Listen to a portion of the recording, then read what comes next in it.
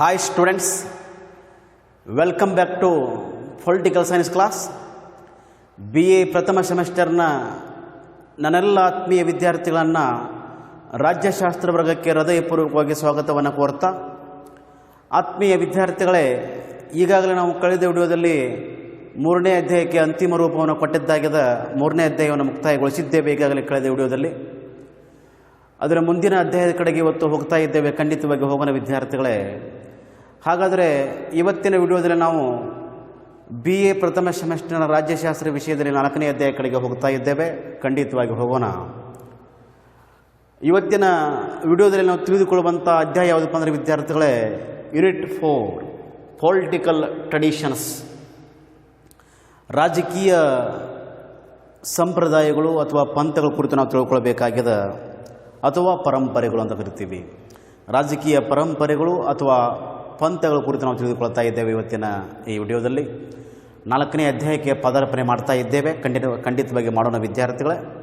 ಹಾಗಾದರೆ unit 4 political traditions, ಅಧ್ಯಾಯ 4 ರಾಜಕೀಯ ಪರಂಪರೆಗಳು ಅಥವಾ ಪಂಥಗಳು ಅಂದ ಕೂಡಲೇ ನಾವು ಇವತ್ತು ಏನು ತಿಳ್ಕೊಳ್ತೀವಿ ಅಥವಾ ಈ ಅಧ್ಯಾಯದಾಗ ನಾವು ಏನು ಕಲಿತೀವಿ ಅನ್ನೋದನ್ನು ಸ್ವಲ್ಪ ನಿಮ್ಮ ಗಮನಕ್ಕೆ ತರುತ್ತೀವಿ. ಸ್ವಲ್ಪ ಗಮನ ಇಟ್ಟು ಕೇಳ್ರಿ. ಇಲ್ಲಿ ಪ್ರಮುಖವಾಗಿ 4 ರೀತಿಯ ಪರಿಕಲ್ಪನೆಗಳನ್ನು ನಾವು ಅಧ್ಯಯನ ಮಾಡ್ತೀವಿ ವಿದ್ಯಾರ್ಥಿಗಳೇ. ಫಸ್ಟ್ ಒನ್ ಲಿಬರಲಿಸಮ್, ಉದಾರವಾದದ ಬಗ್ಗೆ ನಾವು ತಿಳ್ಕೊಳ್ಬೇಕಾಗಿದೆ. ಸೆಕೆಂಡ್ ಒನ್ ಸೋಷಿಯಲಿಸಮ್, ಸಮಾಜವಾದದ ಬಗ್ಗೆ ನಾವು ತಿಳ್ಕೊಳ್ಬೇಕಾಗಿದೆ. ಥರ್ಡ್ ಒನ್ ಮಾರ್ಕ್ಸಿಸಮ್, ಸಮತಾವಾದದ ಬಗ್ಗೆ ನಾವು ತಿಳ್ಕೊಳ್ಬೇಕಾಗಿದೆ. ಫೋರ್ತ್ ಒನ್ ಡೆಮಾಕ್ರಸಿ, ಪ್ರಜಾಪ್ರಭುತ್ವದ ಬಗ್ಗೆ ಈ ಅಧ್ಯಾಯದ ನಾವು ಅಧ್ಯಯನ ಮಾಡಬೇಕಾಗಿದೆ. ಹೀಗೆ ಈ ಅಧ್ಯಾಯದಲ್ಲಿ ಪ್ರಮುಖವಾಗಿ 4 ರೀತಿಯ ಪರಿಕಲ್ಪನೆಗಳನ್ನು ನೀವು ಅಧ್ಯಯನ ಮಾಡುತ್ತೀರಿ. ಹಾಗಾಗಿ ಇವತ್ತಿನ ವಿಡಿಯೋದಲ್ಲಿ ನಾವು ಈ 4ನೇ ಅಧ್ಯಾಯದಲ್ಲಿ ಕಲಿಯುವಂಥ ಮೊದಲನೇ ಪರಿಕಲ್ಪನೆ ಯಾವುದಪ್ಪ ಅಂತಂದ್ರೆ, ಫಸ್ಟ್ ಒನ್ ಕಾನ್ಸೆಪ್ಟ್ ಲಿಬರಲಿಸಮ್, ಉದಾರವಾದದ ಕುರಿತು ನಾವು ತಿಳ್ಕೊಳ್ಬೇಕಾಗಿದೆ.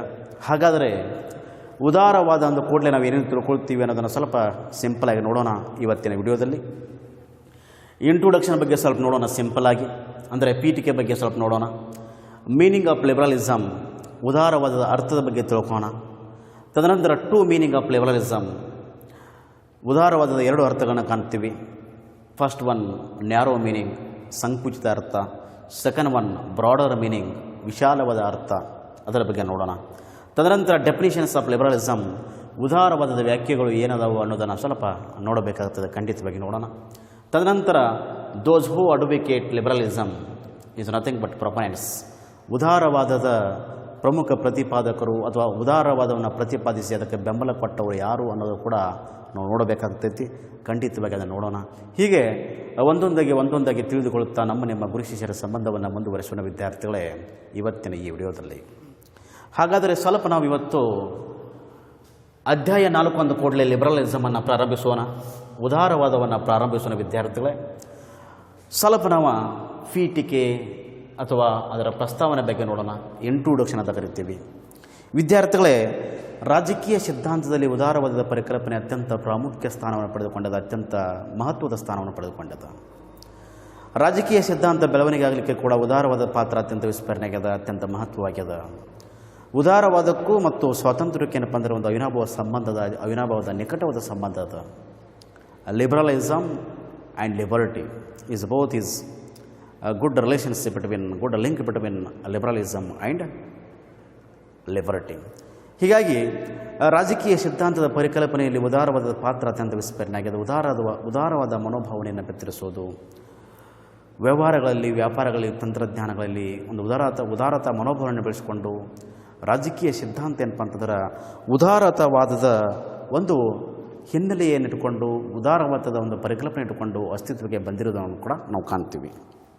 ಇಲ್ಲಿ ಉದಾರವಾದ ಏನಪ್ಪ ಅಂದ್ರೆ ಉದಾರವಾದ ತನ್ನದೇ ಆದ ಕಾಲ ಕೈಗೆ ತಕ್ಕಂತೆ, ಪರಿಸ್ಥಿತಿಗೆ ತಕ್ಕಂತೆ ಅನುಗುಣವಾಗಿ ಏನಪ್ಪ ಅಂತಂದ್ರೆ ವ್ಯಾಖ್ಯಾನವನ್ನು ಕೊಡ್ತೀವಿ. ಇಲ್ಲಿ ಸತ್ಯ, ಸಂಗತಿ, ಅದರೇ ಹಿನ್ನೆಲೆಯಲ್ಲಿ ಇದರ ಅರ್ಥ ಹಾಗೂ ಸ್ವರೂಪ ಏನಪ್ಪ ಅಂದರೆ ಬದಲಾಗಿರುವುದು. ಸರಳವಾಗಿ ಉದಾರತ್ವವನ್ನು ನಾವು ವಿವರಿಸುವುದಾದರೆ, ಉದಾರವಾದ ಮತ್ತು ಸ್ವಾತಂತ್ರ್ಯ ಏನಪ್ಪ ಅಂದರೆ ಒಂದಕ್ಕೊಂದು ಅವಿನಾಭಾವ ಸಂಬಂಧ, ಒಂದಕ್ಕೊಂದು ನಿಕಟ ಸಂಬಂಧ ಹೊಂದಿವೆ.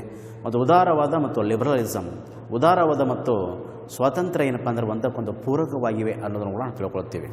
ಇಲ್ಲಿ ಉದಾರವಾದ ಅಂದ ಕೂಡಲೇ ವ್ಯಕ್ತಿ ಏನಪ್ಪ ಅಂದ್ರೆ ಸ್ವತಂತ್ರವಾಗಿ ಬದುಕಲಿಕ್ಕೆ ಬಾಳಲಿಕ್ಕೆ, ವ್ಯಕ್ತಿ ಏನಪ್ಪ ಅಂದರೆ ಬಂಧನ ರಹಿತವಾಗಿ ಬದುಕಲಿಕ್ಕೆ ಬಾಳಲಿಕ್ಕೆ ಅವಕಾಶವನ್ನು ಕಲ್ಪಿಸಿಕೊಡಲು ಕೂಡ ಪ್ರಮುಖವಾದ ಪಾತ್ರ ವಹಿಸ್ತದೆ ಉದಾರವಾದ. ಜೊತೆಗೆ ಸ್ವತಂತ್ರ ಜೀವನವೇ ಈ ಸಿದ್ಧಾಂತದ ಮೂಲ ಆಶಯವಾಗಿದೆ. ಉದಾರವಾದ ಸಿದ್ಧಾಂತದ ಮೂಲ ಆಶಯ ಏನಪ್ಪ ಅಂತಂದ್ರೆ ಸ್ವತಂತ್ರವಾದ ಜೀವನವನ್ನು ನಡೆಸಲಿಕ್ಕೆ ಅವಕಾಶವನ್ನು ಕಲ್ಪಿಸಿಕೊಡುವುದೇ ಉದಾರವಾದ ಸಿದ್ಧಾಂತದ ಮೂಲ ತಿರುಳಾಗ್ಯದ, ಮೂಲ ಆಶಯ ಆಗ್ಯದ.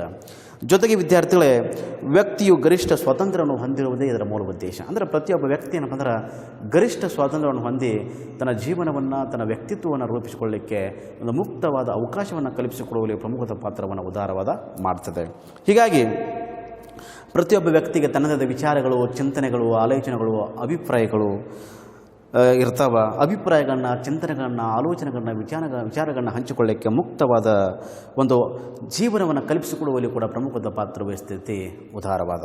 ಹೀಗಾಗಿ ಸಾಮಾಜಿಕವಾಗಿ, ಆರ್ಥಿಕವಾಗಿ, ಧಾರ್ಮಿಕವಾಗಿ, ರಾಜಕೀಯವಾಗಿ, ಶೈಕ್ಷಣಿಕವಾಗಿ, ಸಾಂಸ್ಕೃತಿಕವಾಗಿ ಯಾವುದೇ ಕಾರಣಕ್ಕೆ ರಾಜ್ಯ ಏನಪ್ಪ ಅಂದರೆ ವ್ಯಕ್ತಿಯ ಮೇಲೆ ಹಸ್ತಕ್ಷೇಪ ಮಾಡುವಂತಿಲ್ಲ, ವ್ಯಕ್ತಿ ಮೇಲೆ ನಿಯಂತ್ರಣ ಹೇರುವಂತಿಲ್ಲ, ವ್ಯಕ್ತಿ ಮೇಲೆ ನಿರ್ಬಂಧವನ್ನು ಹೇರುವಂತಿಲ್ಲ. ಪ್ರತಿಯೊಬ್ಬ ವ್ಯಕ್ತಿ, ಪ್ರತಿಯೊಬ್ಬ ಪ್ರಜೆಗಳು ಏನಪ್ಪ ಸಮಾಜದಲ್ಲಿ ಮುಕ್ತವಾಗಿ ಬಾಳಲಿಕ್ಕೆ, ಬದುಕಲಿಕ್ಕೆ ಮುಕ್ತವಾದ ಸ್ವಾತಂತ್ರ್ಯವನ್ನು ಕಲ್ಪಿಸಿಕೊಡುವಲ್ಲಿ ಪ್ರಮುಖದ ಪಾತ್ರವನ್ನು ಉದಾರವಾದ ಮಾಡ್ತದೆ ವಿದ್ಯಾರ್ಥಿಗಳೇ. ಹೀಗಾಗಿ ರಾಜಕೀಯ ಸಿದ್ಧಾಂತದಲ್ಲಿ ಉದಾರವಾದ ಪರಿಕಲ್ಪನೆ ಅತ್ಯಂತ ವಿಸ್ಮರಣೀಯದ, ಅತ್ಯಂತ ಪ್ರಮುಖವಾದ ಸ್ಥಾನಮಾನವನ್ನು ಅಲಂಕರಿಸಿಕೊಂಡದ. ಜೊತೆಗೆ ರಾಜಕೀಯ ಸಿದ್ಧಾಂತದ ಪರಿಕಲ್ಪನೆಯಲ್ಲಿ ಉದಾರವಾದ ಅತ್ಯಂತ ಮಹತ್ವದ ಸ್ಥಾನವನ್ನು, ಅತ್ಯಂತ ಮಹತ್ವದ ಪರಿಕಲ್ಪನೆಯಾಗಿ ಗುರುತಿಸಿಕೊಳ್ಳುವಲ್ಲಿ ಪ್ರಮುಖದ ಪಾತ್ರ ವಹಿಸ್ತದೆ ಉದಾರವಾದ. ಹೀಗಾಗಿ ಉದಾರವಾದ ಅವಶ್ಯಕವಾಗಿ ಬೇಕೇ ಬೇಕು. ಮುಕ್ತವಾಗಿ ನಿರ್ಬಂಧ ರಹಿತವಾಗಿ ಬದುಕಬೇಕಾದರೆ ಉದಾರತ ಮನೋಭಾವನೆ ಬೇಕೇ ಬೇಕು. ಹೀಗಾಗಿ ಉದಾರವಾದ ಅತ್ಯಂತ ಪ್ರಮುಖ ಪಾತ್ರ ವಹಿಸ್ತದ ರಾಜಕೀಯ ಸಿದ್ಧಾಂತ ವ್ಯವಸ್ಥೆಯಲ್ಲಿ ಅಂತ ನಾವು ತಿಳ್ಕೋಬೇಕಾಗ್ತದೆ. ಸಿಂಪಲ್ ಆಗಿ ಅದರ ಪೀಠಿಕೆ ಬಗ್ಗೆ ನಾವು ನೋಡಿದೆವು. ಇನ್ನು ನೆಕ್ಸ್ಟ್ ಮೀನಿಂಗ್ ಆಫ್ ಲಿಬರಲಿಸಮ್ ಅಂತ ಕರಿತೀವಿ.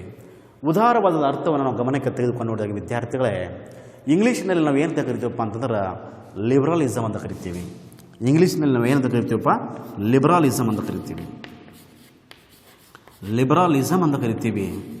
ಇಲ್ಲಿ ಸ್ವಾತಂತ್ರ್ಯಕ್ಕೆ ನಾವು ಇಂಗ್ಲೀಷ್ನಾಗ ಅಂತ ಕರಿತೀವಪ್ಪ ಅಂದ್ರೆ ಲಿಬರ್ಟಿ ಅಂತ ಕರಿತೀವಿ. ಲಿಬರ್ಟಿ ಅಂತ ಕರಿತೀವಿ. ಈ ಲಿಬರ್ಟಿಗೂ ಮತ್ತು ಲಿಬರಲಿಸಮ್ಗೆ ಏನಪ್ಪ ಒಂದು ನಿಕಟವಾದ ಸಂಬಂಧ ಅದ. ಲಿಬರ್ಟಿ ಮತ್ತು ಲಿಬರಲಿಸಮ್ ಎಂಬ ಪದ ಇವು ಏನು ಮಾಡ್ತಾವಪ್ಪ ಅಂದ್ರೆ ಮುಂದೆ ಲ್ಯಾಟಿನ್ ಭಾಷೆಯ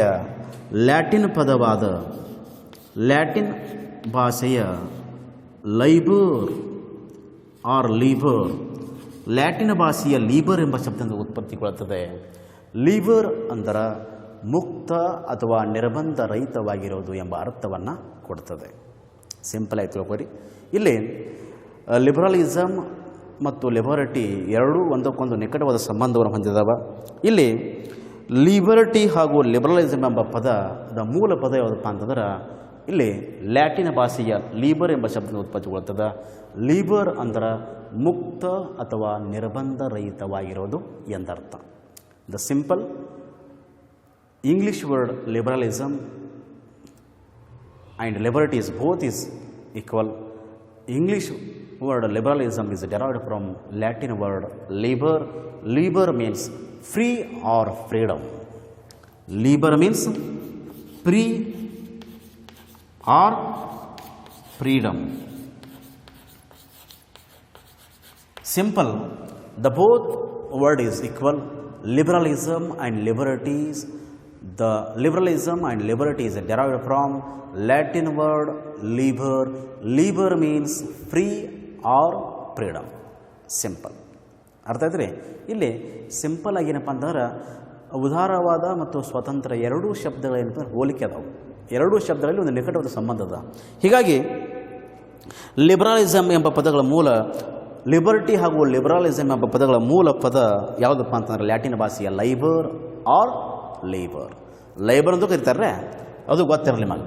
ಲೈಬರ್ ಎಂದು ಕೂಡ ಕರೀತಾರೆ, ಲೈಬರ್ ಎಂದು ಕೂಡ ಕರೀತಾರೆ, ಲೀಬರ್ ಎಂದು ಕೂಡ ಕರೀತಾರೆ. ಲೈಬರ್ ಎಂದು ಕೂಡ ಕರೀತಾರೆ, ಲೀಬರ್ ಎಂದು ಕೂಡ ಕರೀತಾರೆ. ಲೀಬರ್ ಎಂಬ ಶಬ್ದದಿಂದ ಅಥವಾ ಲೈಬರ್ ಎಂಬ ಶಬ್ದದಿಂದ ಉತ್ಪತ್ತಿಗೊಳ್ತದೆ. ಲೈಬರ್ ಅಂದರೆ ಮುಕ್ತ ಅಥವಾ ನಿರ್ಬಂಧ ರಹಿತವಾಗಿರೋದು ಎಂಬ ಅರ್ಥವನ್ನು ಕೊಡ್ತದೆ. ಅಂದರೆ ಯಾವುದೇ ಕಾರಣಕ್ಕೆ ಒತ್ತಡ ಇಲ್ಲ, ಯಾವುದೇ ಕಾರಣಕ್ಕೆ ಬಂಧನ ಇಲ್ಲ, ಯಾವುದೇ ಕಾರಣಕ್ಕೆ ನಿಯಂತ್ರಣ ಇಲ್ಲ, ಮುಕ್ತವಾಗಿ ನಿರ್ಭೀತಿಯಿಂದ ಸಮಾಜದಲ್ಲಿ ಬದುಕಲಿಕ್ಕೆ ಪ್ರತಿಯೊಬ್ಬ ವ್ಯಕ್ತಿ ತನ್ನ ವ್ಯಕ್ತಿತ್ವವನ್ನು ರೂಪಿಸಿಕೊಳ್ಳಿಕ್ಕೆ, ತನ್ನ ವ್ಯಕ್ತಿತ್ವವನ್ನು ಬೆಳೆಸಿಕೊಳ್ಳಿಕ್ಕೆ, ತನ್ನ ವ್ಯಕ್ತಿತ್ವವನ್ನು ವಿಕಾಸ ಮಾಡಿಕೊಳ್ಳಿಕ್ಕೆ ಮುಕ್ತವಾದ ಅವಕಾಶವನ್ನು ಕಲ್ಪಿಸಿಕೊಳ್ಳಲು ಪ್ರಮುಖವಾದ ಪಾತ್ರ ವಹಿಸ್ತದೆ ಲಿಬರಲಿಸಮ್ ಮತ್ತು ಲಿಬರ್ಟಿ. ಈ ಲಿಬರಲಿಸಮ್ ಮತ್ತು ಲಿಬರ್ಟಿ ಎರಡೂ ಶಬ್ದಗಳ ನಡುವೆ ಒಂದು ನಿಕಟವಾದ ಸಂಬಂಧವನ್ನು ಕಾಣ್ತೀವಿ. ಹೀಗಾಗಿ ಆ ಎರಡೂ ಶಬ್ದಗಳ ಮೂಲ ಪದವೇ ಲ್ಯಾಟಿನ್ ಭಾಷೆಯ ಲೈಬರ್ ಅಂತ ಕರಿತೀವಿ. ಲೈಬರ್ ಅನ್ನೋದರೆ ಸಿಂಪಲ್ ಆಗಿ ಮುಕ್ತವಾಗಿರುವುದು, ಬಂಧನ ರಹಿತವಾಗಿರುವುದು, ನಿರ್ಬಂಧ ರಹಿತವಾಗಿರುವುದು ಎಂಬ ಅರ್ಥವನ್ನು ಕೊಡ್ತದೆ. ಸಿಂಪಲಾಗಿ ಇಲ್ಲಿ ಪ್ರತಿಯೊಬ್ಬ ವ್ಯಕ್ತಿ ಸಮಾಜದಲ್ಲಿ ಮುಕ್ತಿಯನ್ನು ಪಡ್ಕೊಂಡು ನಿರ್ಬಂಧ ರಹಿತವಾಗಿ, ಬಂಧನ ರಹಿತವಾಗಿ ಬಿಡುಗಡೆಯನ್ನು ಪಡ್ಕೊಂಡು ತನ್ನ ವ್ಯಕ್ತಿತ್ವವನ್ನು ರೂಪಿಸಿಕೊಳ್ಳಿಕ್ಕೆ ಮುಕ್ತವಾದ ಅವಕಾಶವನ್ನು ಕಲ್ಪಿಸಿಕೊಡುವಲ್ಲಿ ಪ್ರಮುಖವಾದ ಪಾತ್ರವನ್ನು ಉದಾರವಾದ ಮಾಡ್ತದೆ ಅನ್ನೋದನ್ನು ನಾವು ತಿಳ್ಕೊಬೋದು. ಇದು ಸಿಂಪಲಾಗಿ ಅದರ ಅರ್ಥ. ಇನ್ನು ನೆಕ್ಸ್ಟ್ ನಾವು ಟು ಮೀನಿಂಗ್ ಆಫ್ ಲಿಬರಲಿಸಮ್. ಉದಾರವಾದದಲ್ಲಿ ಎರಡು ರೀತಿಯ ಅರ್ಥಗಳನ್ನ ಕಾಣ್ತೀವಿ. ಸಿಂಪಲಾಗಿ ಮೊದಲನೇದಾಗಿ ಬರುವಂಥ ಅರ್ಥ ನ್ಯಾರೋ ಮೀನಿಂಗ್ ಅಂತ ಕರಿತೀವಿ, ಸಂಕುಚಿತ ಅರ್ಥ ಅಂತ ಕರಿತೀವಿ. ಎರಡನೇದಾಗಿ ಬರುವಂಥ ಅರ್ಥ ಬ್ರಾಡರ್ ಮೀನಿಂಗ್ ಅಂತ ಕರಿತೀವಿ, ವಿಶಾಲವಾದ ಅರ್ಥ. ಹಾಗಾದರೆ ಸಂಕುಚಿತ ಅರ್ಥದಲ್ಲಿ ಉದಾರವಾದ ಅಂದರೆ ಏನ ಅನ್ನೋದನ್ನು ಸ್ವಲ್ಪ ನಿಮ್ಮ ಗಮನಕ್ಕೆ ತರ್ತೀನಿ ವಿದ್ಯಾರ್ಥಿಗಳೇ. ಉದಾರವಾದಕ್ಕೆ ಎರಡು ರೀತಿಯ ಅರ್ಥಗಳನ್ನ ಕಾಣ್ತೀವಿ, ಒಂದು ಸಂಕುಚಿತ ಅರ್ಥ, ಇನ್ನೊಂದು ವಿಶಾಲವಾದ ಅರ್ಥ. ಹಾಗಾದರೆ ಸಂಕುಚಿತ ಅರ್ಥದಲ್ಲಿ ಉದಾರವಾದ ಅಂದರೆ ಏನ ಅನ್ನೋದನ್ನು ಸ್ವಲ್ಪ ನೋಡೋಣ ನಾವು. ಇಲ್ಲಿ ಸಂಕುಚಿತ ಅರ್ಥದಲ್ಲಿ ಉದಾರವಾದ ಎಂದರೆ ಆರ್ಥಿಕ ಕ್ಷೇತ್ರಗಳಲ್ಲಿ ವಸ್ತುಗಳ ಉತ್ಪಾದನೆ ಹಾಗೂ ವಿತರಣೆ ರಾಜ್ಯದ ಹಸ್ತಕ್ಷೇಪವಿಲ್ಲದೆ ಸ್ವತಂತ್ರ ಇರುವುದೇ ಉದಾರವಾದ. ಅಂದರೆ ಆರ್ಥಿಕ ಕ್ಷೇತ್ರಗಳಲ್ಲಿ ವಸ್ತುಗಳ ಉತ್ಪಾದನೆ ಹಾಗೂ ವಸ್ತುಗಳ ವಿತರಣೆಯ ದೃಷ್ಟಿಯಿಂದ ಯಾವುದೇ ರೀತಿಯ ರಾಜ್ಯದ ಹಸ್ತಕ್ಷೇಪ ಇರದೇ ಇರುವುದೇ ಸಂಕುಚಿತ ಅರ್ಥದಲ್ಲಿ ಉದಾರವಾದ ಎನ್ನುವರು. ಮತ್ತೊಮ್ಮೆ ಹೇಳ್ತಾ ನೋಡ್ರಿ, ಸಂಕುಚಿತ ಅರ್ಥದಲ್ಲಿ ಉದಾರವಾದವೆಂದರೆ ವಿದ್ಯಾರ್ಥಿಗಳೇ ಆರ್ಥಿಕ ಕ್ಷೇತ್ರದಲ್ಲಿ ವಸ್ತುಗಳ ಉತ್ಪಾದನೆ ಹಾಗೂ ವಿತರಣೆ ಮೇಲೆ ರಾಜ್ಯದ ಹಸ್ತಕ್ಷೇಪವಿಲ್ಲದೆ ಸ್ವತಂತ್ರತೆ ಇರುವುದನ್ನು ಸಂಕುಚಿತ ಅರ್ಥದಲ್ಲಿ ಉದಾರವಾದ ಎನ್ನುವರು. ಸಿಂಪಲಾಗಿ two types of meaning. The first one narrow meaning. ಸಿಂಪಲಾಗಿ ತಿಳ್ಕೊರಿ, ಇಲ್ಲಿ narrow meaning, two types of liberalism. The first one, narrow meaning.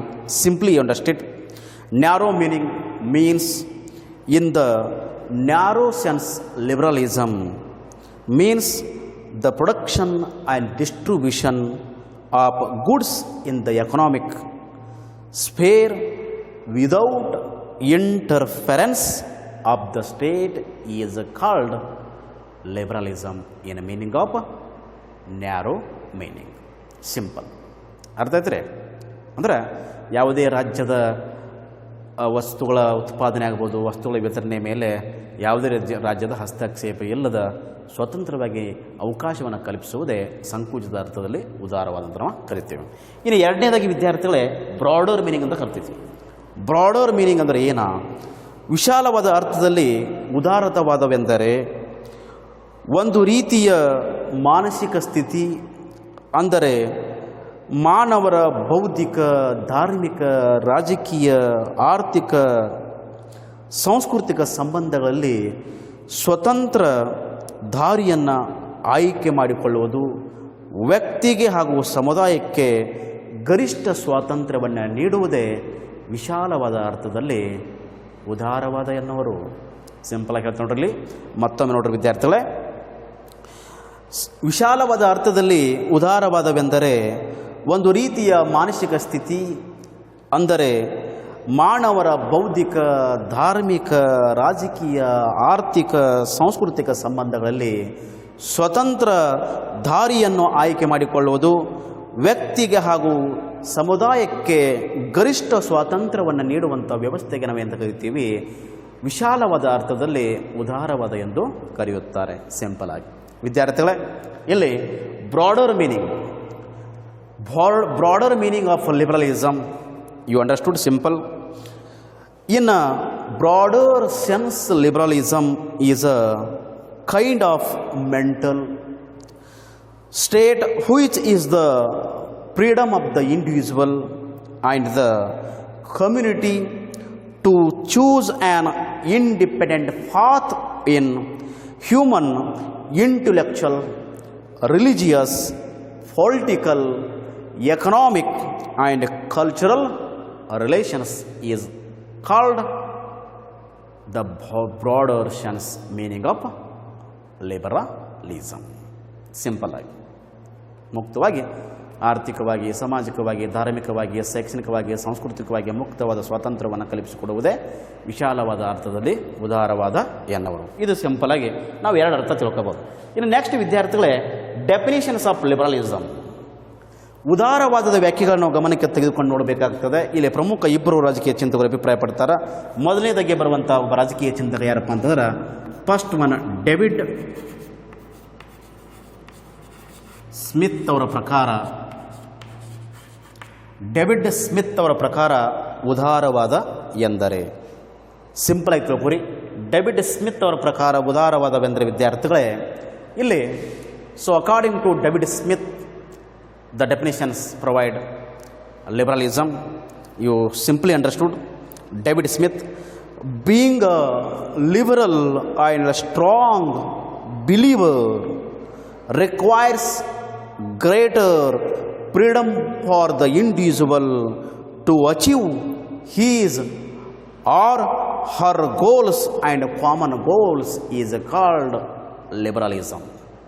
So once again repeat, David Smith, according to a liberalism definition, being a liberal and a strong believer requires greater freedom for the individual to achieve his or her goals and common goals is called liberalism, as according to David Smith.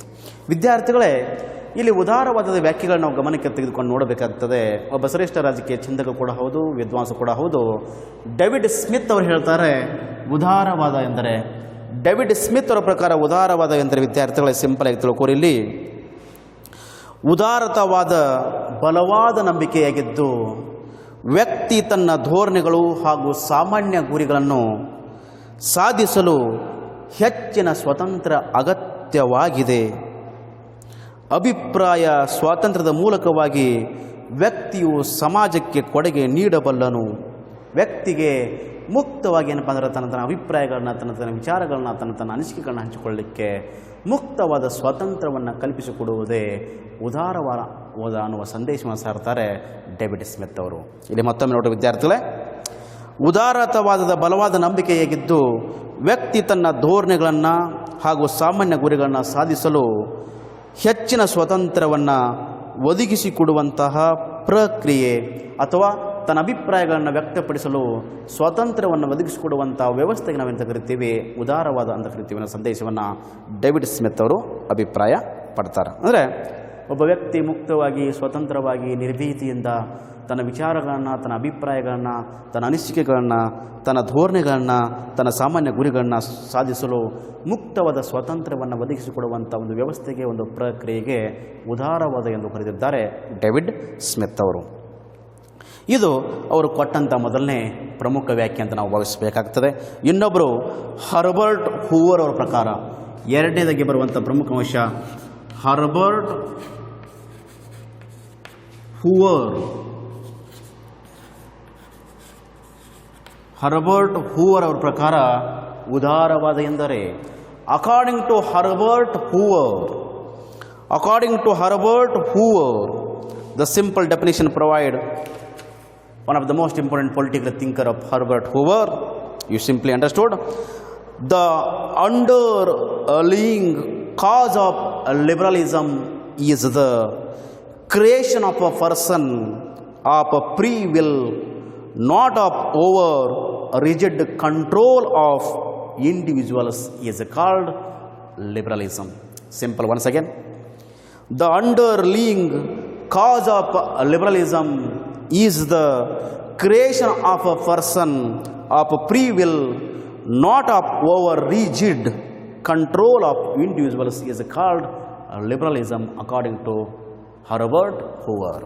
ವಿದ್ಯಾರ್ಥಿಗಳೇ, ನಾವು ಇನ್ನೊಂದು ವ್ಯಾಖ್ಯಾನವನ್ನು ಇಲ್ಲಿ ಗಮನಕ್ಕೆ ತೆಗೆದುಕೊಂಡು ನೋಡಬೇಕಾಗ್ತದೆ. Herbert ಹೂವರ್ ಅನ್ನೋ ಒಬ್ಬ ಶ್ರೇಷ್ಠ ರಾಜಕೀಯ ಜನರಿಗೆ ಅಭಿಪ್ರಾಯ ಪಡ್ತಾರೆ. ಏನು ಹೇಳ್ತಾರಪ್ಪ ಅಂತಂದ್ರೆ, ಉದಾರತವಾದದ ಅಂತಸತ್ವವೆಂದರೆ ಸ್ವತಂತ್ರ ಆಲೋಚನೆಯೇ ವ್ಯಕ್ತಿಯ ಸೃಷ್ಟಿಯೇ ಹೊರತು, ವ್ಯಕ್ತಿಯ ಸೃಷ್ಟಿಯೇ ಹೊರತು ವ್ಯಕ್ತಿಗಳನ್ನು ಅತಿಯಾದ ಕಠಿಣ ನಿಯಂತ್ರಣಕ್ಕೆ ಒಳಪಡಿಸುವುದು ಅಲ್ಲ ಅನ್ನುವ ಸಂದೇಶವನ್ನು ಸಾರಿದ್ದಾರೆ ಹರ್ಬರ್ಟ್ ಹೂವರ್ ಅವರು.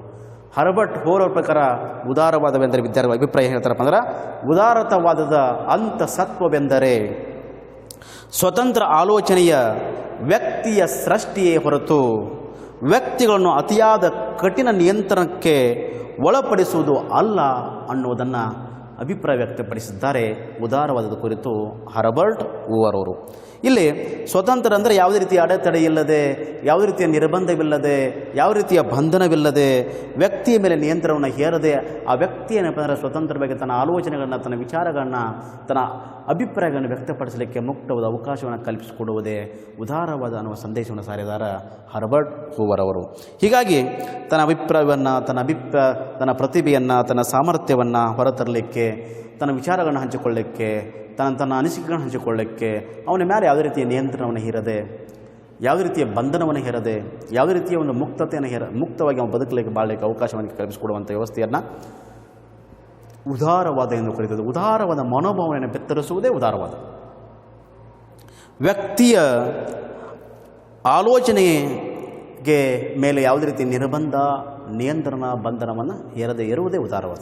ಮತ್ತೊಮ್ಮೆ ಸಿಂಪಲಾಗಿ, ಉದಾರತವಾದ ಅಂತಸತ್ವವೆಂದರೆ ಸ್ವತಂತ್ರ ಆಲೋಚನೆಯ ವ್ಯಕ್ತಿಯ ಸೃಷ್ಟಿಯ ಹೊರತು ವ್ಯಕ್ತಿಗಳನ್ನ ಅತಿಯಾದ ಕಠಿಣ ನಿಯಂತ್ರಣಕ್ಕೆ ಒಳಪಡಿಸುವುದು ಅಲ್ಲ ಅನ್ನೋದನ್ನು ಸಾರಿದ್ದಾರೆ ಹರ್ಬರ್ಟ್ ಹೂವರ್ ಅವರು. ಇಷ್ಟು ನಾವು ಪ್ರಮುಖವಾಗಿ ಏನಪ್ಪ ಅಂದ್ರೆ ಎರಡು ರೀತಿಯ ವ್ಯಾಖ್ಯೆಗಳನ್ನ ತಿಳ್ಕೊಬೋದು ವಿದ್ಯಾರ್ಥಿಗಳೇ. ಉದಾರವಾದದ ವ್ಯಾಖ್ಯೆಗಳು ಸಿಂಪಲಾಗಿ ಅವರ ಅಭಿಪ್ರಾಯ ಕೊಟ್ಟಿದ್ದಾರೆ, ಅದು ಪರ್ಟಿಕ್ಯುಲರಾಗಿ ವ್ಯಾಖ್ಯೆಗಳು ಅನಿಸೋದಿಲ್ಲ. ಬಟ್ ಅವರ ಉದಾರವಾದದ ಕುರಿತು ಕೊಟ್ಟಂಥ ಅವರ ಸಂದೇಶಗಳು, ಅವರ ಅಭಿಪ್ರಾಯಗಳನ್ನು ಕಾಣ್ತೀವಿ. ಹರ್ಬರ್ಟ್ ಹೂವರ್ ಪ್ರಕಾರ ಉದಾರವಾದ ಬಗ್ಗೆ ಅಭಿಪ್ರಾಯ ಕೊಟ್ಟಿದ್ದಾರೆ. ಜೊತೆಗೆ ಡೇವಿಡ್ ಸ್ಮಿತ್ ಅವರು ಕೂಡ ಉದಾರವಾದ ಕುರಿತು ಅವರ ಅಭಿಪ್ರಾಯವನ್ನು ವ್ಯಕ್ತಪಡಿಸ್ತಾರೆ. ಪರ್ಟಿಕ್ಯುಲರಾಗಿ ಡೆಫಿನೇಷನ್ ಅಲ್ಲಿ ಅನಿಸೋಲ್ಲ, ಬಟ್ ಅವ್ರು ಕೊಟ್ಟಂಥ ಒಂದು ವ್ಯಾಖ್ಯೆ, ಅದು ಅವ್ರು ಕೊಟ್ಟಂಥ ಒಂದು ಹೇಳಿಕೆ, ಅವ್ರು ಕೊಟ್ಟಂಥ ಒಂದು ಅಭಿಪ್ರಾಯವನ್ನು ನಾವು ಇಲ್ಲಿ ನಿಮ್ಮ ಮುಂದೆ ವ್ಯಕ್ತಪಡಿಸಿದ್ದೇನೆ. ಡೇವಿಡ್ ಸ್ಮಿತ್ ಮತ್ತು ಹರ್ಬರ್ಟ್ ಹೂವರ್ ಪ್ರಕಾರ ಉದಾರವಾದ ಕುರಿತು ಕೊಟ್ಟಂಥ ಸಂದೇಶಗಳು ಅಥವಾ ವ್ಯಾಖ್ಯೆಗಳು. ಇನ್ನು ವಿದ್ಯಾರ್ಥಿಗಳೇ, ರಾಜಕೀಯ ಚಿಂತನೆಯ ಚರಿತ್ರೆಯ ಪುಟಗಳನ್ನು ತೆರೆದು ನೋಡಿದಾಗ ಪ್ರಾಚೀನ ಕಾಲದಿಂದ ಹಿಡ್ಕೊಂಡು ಆಧುನಿಕ ಕಾಲದವರೆಗೆ ಅನೇಕ ಬುದ್ಧಿಜೀವಿಗಳು ಉದಾರತವಾದವನ್ನು ನಂಬಿ ಪ್ರತಿಪಾದಿಸಿ ಪ್ರಮುಖವಾದ ಪಾತ್ರವನ್ನು ನಿಭಾಯಿಸಿದ್ದಾರೆ. ಪ್ರಾಚೀನ ಕಾಲದಿಂದ ಹಿಡ್ಕೊಂಡು ಆಧುನಿಕ ಕಾಲದವರೆಗೆ ಉದಾರವಾದ ಪರಿಕಲ್ಪನೆಯನ್ನು ನಂಬಿ ಆ ಉದಾರವಾದವನ್ನು ಪ್ರತಿಪಾದಿಸಿ ತಮ್ಮದೇ ಆದ ವಿಚಾರಗಳನ್ನು ವ್ಯಕ್ತಪಡಿಸಿದ್ದಾರೆ. ಹಾಗಾದರೆ ಆ ಉದಾರವಾದವನ್ನು ಪ್ರತಿಪಾದಿಸಿದ ಪ್ರಮುಖ ರೂವಾರಿಗಳು ಯಾರು ಅನ್ನೋದನ್ನು ಸ್ವಲ್ಪ ನೋಡಬೇಕಾಗ್ತದೆ. ಇಲ್ಲಿ ಸಿಂಪಲಾಗಿ ತಿಳ್ಕೋರಿ. ಉದಾರತವಾದವನ್ನು ನಂಬಿ ಪ್ರತಿಪಾದಿಸಿದವರು ಅವರುಗಳೆಂದರೆ ದೋಸ್ ಹೂ advocate liberalism is nothing but ಪ್ರೊಪೊನೆಂಟ್ಸ್. ಉದಾರವಾದವನ್ನು ನಂಬಿ ಉದಾರವಾದವನ್ನು ಪ್ರತಿಪಾದಿಸಿದ ಪ್ರಮುಖ ಚಿಂತಕರನ್ನು ಗಮನಕ್ಕೆ ತೆಗೆದುಕೊಂಡು ನೋಡಬೇಕಾಗ್ತದೆ, ವಿದ್ವಾಂಸರನ್ನು ತೆಗೆದುಕೊಂಡು ನೋಡಬೇಕಾಗ್ತದೆ. ಅಂದ್ರೆ ಪ್ರಾಚೀನ ಕಾಲದಿಂದ ಹಿಡ್ಕೊಂಡು ಇವತ್ತು ಆಧುನಿಕ ಕಾಲದವರೆಗೆ ಉದಾರವಾದದ ಮೇಲೆ ಒಂದು ನಂಬಿಕೆ ಇಟ್ಟು ಆ ಉದಾರವಾದವನ್ನು ನಂಬಿ ಆ ಉದಾರವಾದವನ್ನು ಪ್ರತಿಪಾದನೆ ಮಾಡುವಲ್ಲಿ ಪ್ರಮುಖದ ಪಾತ್ರ ವಹಿಸಿದಂಥ ಪ್ರಮುಖ ಚಿಂತಕರು ಅಥವಾ ಪ್ರಮುಖ ವಿದ್ವಾಂಸರು ಅಥವಾ ಪ್ರಮುಖ ರೂವಾರಿಗಳನ್ನು ಸ್ವಲ್ಪ ನಾವು ಗಮನಕ್ಕೆ ತೆಗೆದುಕೊಂಡು ನೋಡಬೇಕಾಗ್ತದೆ. ಇಲ್ಲ ಸಿಂಪಲಾಗಿ ನಮ್ಮ ಭಾರತೀಯ ರೂವಾರಿಗಳನ್ನು ಕಾಣ್ತೀವಿ, ಭಾರತೀಯ ವಿದ್ವಾಂಸರು ಕೂಡ ಕಾಣ್ತೀವಿ, ಜೊತೆಗೆ ಹೊರದೇಶದ ವಿದ್ವಾಂಸರು ಕೂಡ ನಾವು ಕಾಣ್ತೀವಿ. ಅಂದರೆ ಉದಾರವಾದ ರಾಜಕೀಯ ಚರಿತ್ರೆಯ ಪುಟಗಳನ್ನು, ರಾಜಕೀಯ ಚರಿತ್ರೆ ಇತಿಹಾಸದ ಪುಟವನ್ನು ತೆರೆದು ನೋಡಿದಾಗ ಪ್ರಾಚೀನ ಕಾಲದಿಂದ ಹಿಡ್ಕೊಂಡು ಆಧುನಿಕ ಕಾಲದವರೆಗೆ ಉದಾರವಾದವನ್ನು ನಂಬಿ ಉದಾರವಾದವನ್ನು ಪ್ರತಿಪಾದಿಸಿದ ಪ್ರಮುಖ ಬುದ್ಧಿಜೀವಿಗಳು ಯಾರದಾರ, ಪ್ರಮುಖ ಬುದ್ಧಿಜೀವಿಗಳ ವಿದ್ವಾಂಸರು ಯಾರದಾರ ಅನ್ನೋದನ್ನು ಸ್ವಲ್ಪ ಸಿಂಪಲಾಗಿ ನಿಮ್ಮ ಗಮನಕ್ಕೆ ತರ್ತೀನಿ. ಸ್ವಲ್ಪ ಇಲ್ಲಿ ನೋಡ್ರಿ. ಸಿಂಪಲಾಗಿ ವಿದ್ಯಾರ್ಥಿಗಳೇ, ಉದಾರವಾದ ಪರಿಕಲ್ಪನೆಯನ್ನು ನಂಬಿ ಉದಾರವಾದವನ್ನು ಪ್ರತಿಪಾದನೆ ಮಾಡುವಲ್ಲಿ ಪ್ರಮುಖ ಕಾರಣೀಭೂತರಾದಂಥ ಬುದ್ಧಿಜೀವಿಗಳನ್ನ ಸ್ವಲ್ಪ ನೋಡೋಣ, ಸಿಂಪಲಾಗಿ ನೋಡೋಣ. Such as the most important proponents those who are advocates of liberalism. Simple. First one Socrates. Socrates ಅವರು ಕೂಡ ಇಲ್ಲಿ ಸಿಂಪಲಾಗಿ ಒಂದು ಇಬ್ಬರು ಜನ ಬರೆದಿರ್ತೇನೆ. ಸಾಕ್ರೆಟಿಸ್ ಸಿಂಪಲ್ಲಾಗಿ ಮೇನ ಬರೆದಿರ್ತೇನೆ. ತದನಂತರ ಇನ್ನೊಬ್ಬರು ಏನಪ್ಪ ಅಂದರೆ ಜಾನ್ ಮಿಲ್ಟನ್ ಆಗಬಹುದು. ಜಾನ್ ಮಿಲ್ಟನ್ ಸಿಂಪಲಾಗಿ ನಾನು ಹೇಳ್ತೇನೆ, ಗೊತ್ತಿರಲಿಲ್ಲ. ತದನಂತರ ನಮ್ಮ ಭಾರತಕ್ಕೆ ಸಂಬಂಧಪಟ್ಟಂತೆ ರಾಜಾರಾಮ್ ಮೋಹನ್ ರಾಯ್. ರಾಜಾರಾಮ್ ಮೋಹನ್ ರಾಯ್,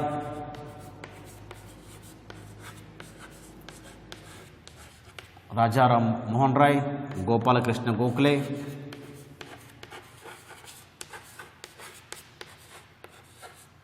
ಗೋಪಾಲಕೃಷ್ಣ ಗೋಖಲೆ, ಸಿಂಪಲ್ ಆಗಿ ನಿಮಗೆ ಹೇಳ್ತೇನೆ. ಗೋಪಾಲಕೃಷ್ಣ ಗೋಖಲೆ, ಮಹಾತ್ಮ ಗಾಂಧೀಜಿ, ಮಹಾತ್ಮ ಗಾಂಧೀಜಿ,